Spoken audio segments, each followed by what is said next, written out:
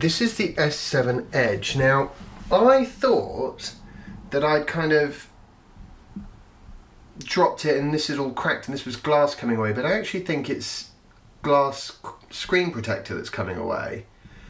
So I'm going to see if Soph wants this phone, because I think it still works and it might have a better battery life than her existing one. Seems like a nice phone. I mean, not really any kind of difference from the S7 Edge, just a little bit bigger, but not much in it.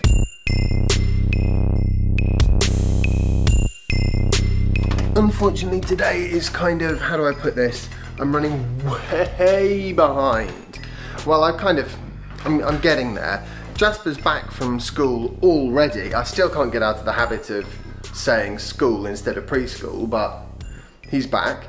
It is now time for me to make him dinner. I've done a sort of a really quick clean-up job on the kitchen, some of the kitchen, because the eager-eyed of you may have noticed that Sophie's been away on a business trip for the last 3 days, and I wanted to come back to a clean house. So, robot's done his thing. The problem with the robot inside, for me, is I can't schedule it because I've got all the little toys from Jasper just left on the floor. I have to check that they've been packed away, otherwise the vacuum cleaner's not going to last a week. Great thing about the robo mower, it just works every day. And a nicely cut lawn more or less all the time.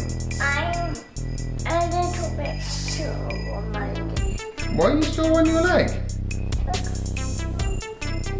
I'm making some pasta now, Jasper. Okay, whilst that just finishes boiling, we can talk a little bit about Toyota, who are typically the kind of stick in the mud, hydrogen is the future, EVs are rubbish, we're not going to develop them kind of company. However, I think the tide is starting to turn for all car manufacturers, and that includes Toyota. I am hearing that there is, you know, a desire to actually get serious with EVs about time, after they've sunk a huge amount of primarily government money into developing hydrogen, which has been a complete nutter joke, and they've sold like 5 cars. Well, they might as well have sold 5 cars. It would make about that much difference to the world. Basically, I read an automotive news article. It's where this has sort of come from. And in that article, apart from the fact that EVs were gonna happen, he basically sort of, Toyota, this is the sort of head honcho for Toyota, funnily enough, the clue's in the name. It's boiling. Hang on a second.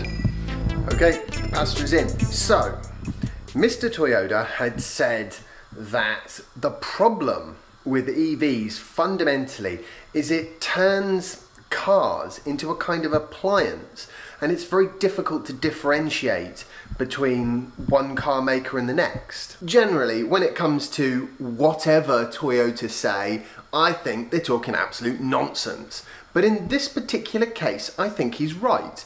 Because I've said it a few times now, I've never met an EV that I don't like. And what I'm really saying with that statement is that they all drive the same way. Just turn this down a bit.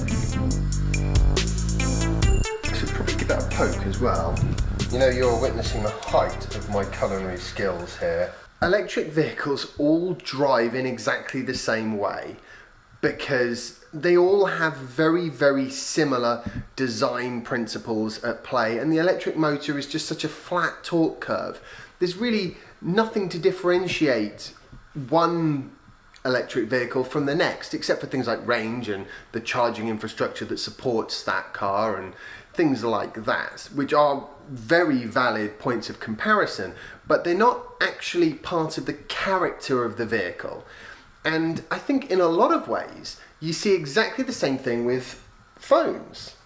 You know, the software might change a bit, but gone are the days when phones were radically different. In time, that's going to be the same for cars in general. They are basically going to all drive in a very similar way. Good news is the performance will be fantastic and people will love the way they drive, but it'll be very difficult for a car manufacturer to differentiate their vehicle from a competitor's vehicle on the driving experience alone. And when you look at it that way, you can kind of understand why some of the traditional automakers are reluctant to, get with the program. EVs are coming. I'm 100% convinced of that. The question is when, not if. I also think that the traditional automakers, in inverted commas, people like Toyota and Honda, they are running a massive, massive risk. Long term, I wouldn't touch their shares with a barge pole. One of the things that tends to happen when you have a smartphone-like piece of tech is rather than having lots and lots of different ones that are out there, you get 2 or 3 massive players that have a differentiation point. In this case, I'd say that differentiation point is probably the charging network. So the existing automakers are running the risk of finding themselves basically out of business in 10 years' time. If everybody is buying either a Tesla or a Nissan or a BMW, and those are the only 3 games in town, and that could happen. Because what will differentiate these vehicles will be how easy it is to charge and what the sort of price versus performance versus distance it can go are. And they're ahead. So it won't be like it was in the past where you would go, well, this car is a bit better than this other car, but I prefer the way it drives.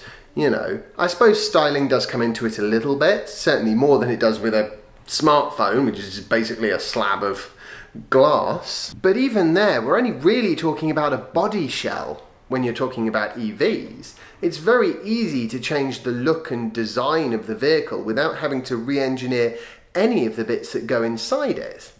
So it's entirely possible that Tesla could have 20 different styles of vehicle and you just pick the one you like. But ultimately, it's a Tesla inside and it uses the Tesla supercharger network to get about. I mean, it's interesting to look at these things, and it's a pure sort of, hypothetical, let's gaze into our crystal ball and look at the future. It's not anything hard and set in stone, but I do think it's something that is possible in that longer term. Not possible in the next 3 years, of course, but in 10 years, I think it is possible. Massive shifts have happened in less time. Right, Jasper, pasta's ready. Jasper, are you going to come have your food or what?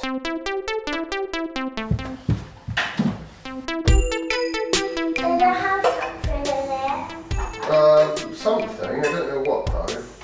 Oh, no, but I wouldn't like it. Well, try it because you might like it. You never know. Soap's back! Yay! That really is actually fantastic news because I cooked pasta for Jasper. Might not have come back. Well, yeah, okay. It's also good news because she's come back, but also because I've cooked pasta for Jasper for the last 4 days in a row. You were going to say you cooked me a meal just now. I thought, that would be really Actually, I did tell everyone in the vlog that I was going to learn to cook. What? I was going to improve my culinary skills. Oh, that would be nice. I mean, yeah, it would be good, wouldn't it? I don't believe you. Oh. Awesome. That means that today's video is more or less over. But just before I go, I could say that you've lost something there. You've lost the variety of all the different sounds and vibrations that internal combustion engines make. But there's an upside. Just the same way that you can do so much more with this than you can with one of the old feature phones or, God forbid, one of the original not at all smartphones. It's the same for EVs. Although you're not going to have quite the same variety and interest in the actual way that it moves, the way that it moves will be better. The feel of a nice, smooth electric motor just powering you along is vastly superior, in my opinion. The only place that petrol engines have any business is museums and the occasional racetrack. And that really is the end of today's video. It's kind of a bit of a catch-up one today, I'm afraid, because I haven't actually successfully caught up yet. But a good night's sleep and a bit of editing in the morning and I should be there.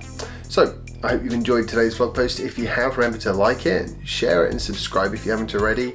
Follow me on Instagram if you don't already, and I'll see you tomorrow for the next instalment of my daily vlog. Bye! You're witnessing the height of my culinary skills here at the moment. This really is as good as it gets for me.